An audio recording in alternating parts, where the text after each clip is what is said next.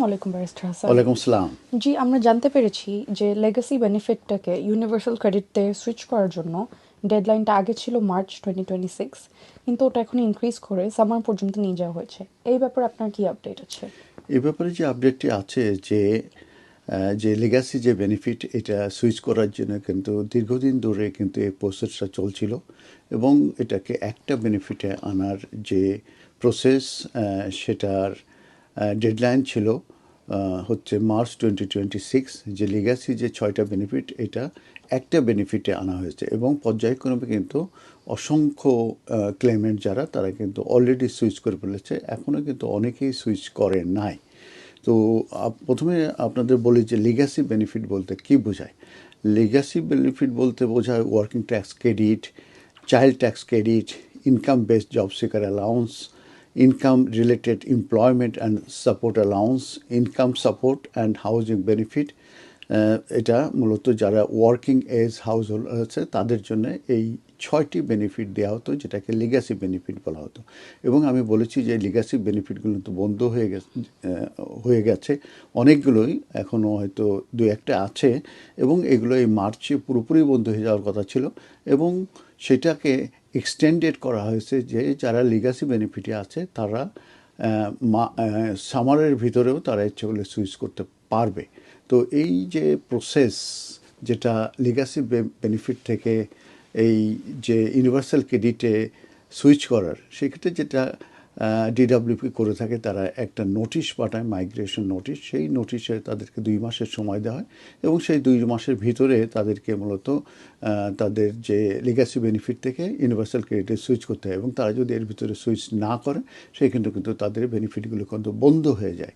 তো এটার যে লাস্ট যে ডেডলাইন ছিল মার্চ 2026, সেটাকে কিন্তু এক্সটেন্ডেড করা হয়েছে আনটিল সামার 2026 পর্যন্ত।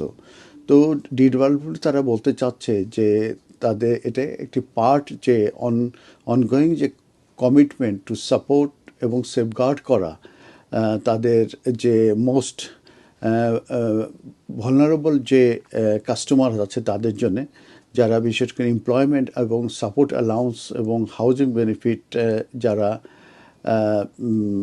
যদি কেউ এইটা মূলত ক্লোজ হবে না আনটিল এন্ড অফ দ্য সামারের কথা বলা হয়েছে।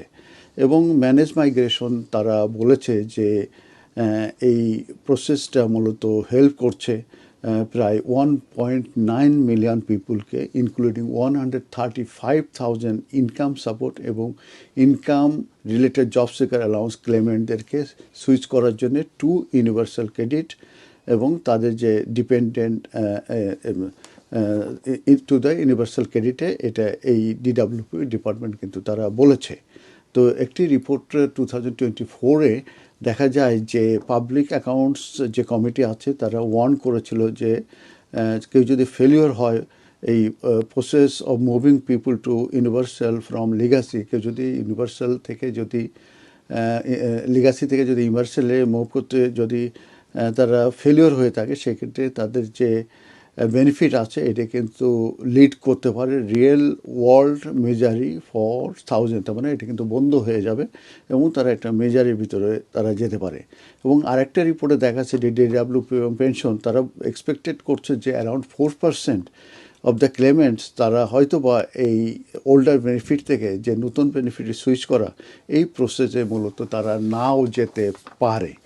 তো এই যে সোশ্যাল সিকিউরিটি এবং ডিসেবিলিটি যে মিনিস্টার আছেন স্যার স্টেফেন টিমস, উনি বলেছেন move to universal credit campaign এটা সাকসেসফুলি হচ্ছে এবং 1.9 মিলিয়ন পিপল অলরেডি তারা মুভিং করেছে from legacy benefit to the modern universal credit সিস্টেমে। তো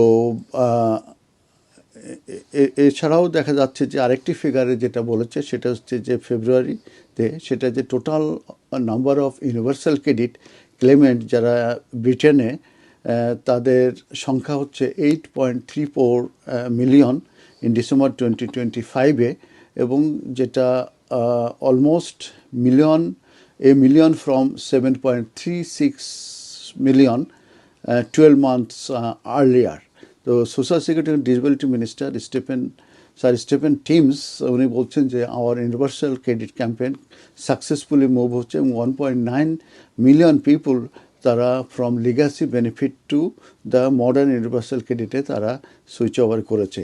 তো আপনারা একটা জিনিস মনে রাখবেন, যদিও বা এটা এক্সটেন্ডেড করা হয়েছে, কিন্তু আপনারা যখনই মাইগ্রেশন লেটার পাবেন, যেটা 60 ডেজের ভিতরে আপনারা লিগাসি বেনিফিট থেকে ইউনিভার্সাল ক্রেডিটে সুইচ করার জন্য আপনাদেরকে বলা হবে। তো ওই যে লেটার পাওয়ার 2 মাসের ভিতরে আপনারা সুইচ করবেন, তাহলে কিন্তু আপনাদের যে বেনিফিটটা সেটা বন্ধ হবে না এবং এটা কিন্তু কন্টিনিউ হবে। ধন্যবাদ। ধন্যবাদ ব্যারিস্টার হাসান।